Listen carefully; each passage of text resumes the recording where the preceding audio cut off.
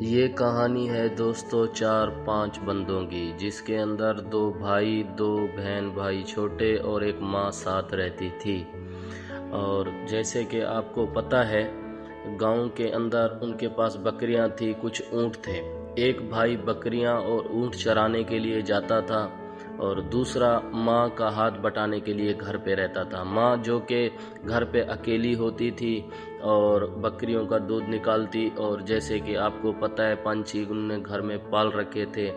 یہ مرغی ہو گئی، ان کا خیال رکھتی تھی۔ اچانک سے کیا ہوا کہ دونوں بھائی جیسے ہی بوڑھے ہوئے تو جائیداد کے لیے لڑنے لگے، تو آخرکار ان کا فیصلہ نہیں ہو رہا تھا،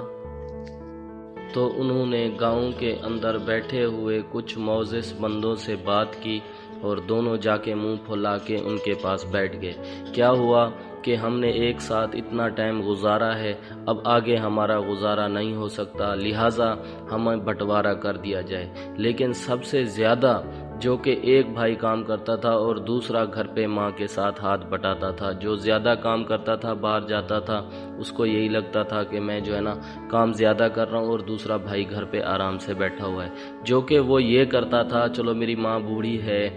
تو جو بھی اس نے مرغیاں پال رکھی تھی اس کا خیال کرتا تھا، جو بھی بکریاں اور جو جانور تھے ان کا خیال رکھتا تھا۔ وہ جو باہر جاتا تھا اس کو یہی لگتا تھا کہ سب سے زیادہ کام میں کر رہا ہوں، جو کہ دونوں ایک ساتھ کر رہے تھے۔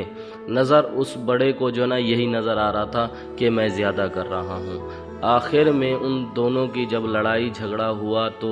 ماں بڑی پریشان ہوئی، ان کے چھوٹے 2 بہن بھائی تھے وہ بڑے پریشان ہوئے، آخرکار دونوں کی نہیں بن پائی۔ گاؤں میں ایک بزرگ کے پاس ان کی کہانی جا پہنچی تو اس نے دونوں کی کہانی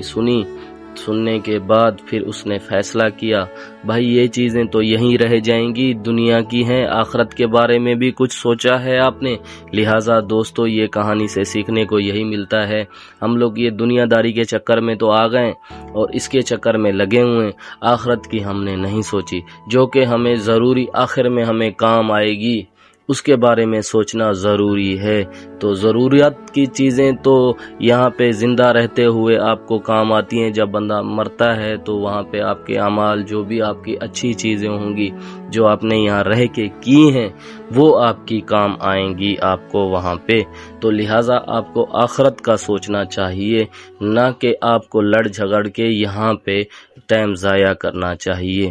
کیونکہ ہر بندہ اپنے حصے کا کام لازمی کرتا ہے اور دوسرے کو یہی لگتا ہے کہ میں زیادہ کر رہا ہوں وہ کم کر رہا ہے، اس کے چکر میں رہ کے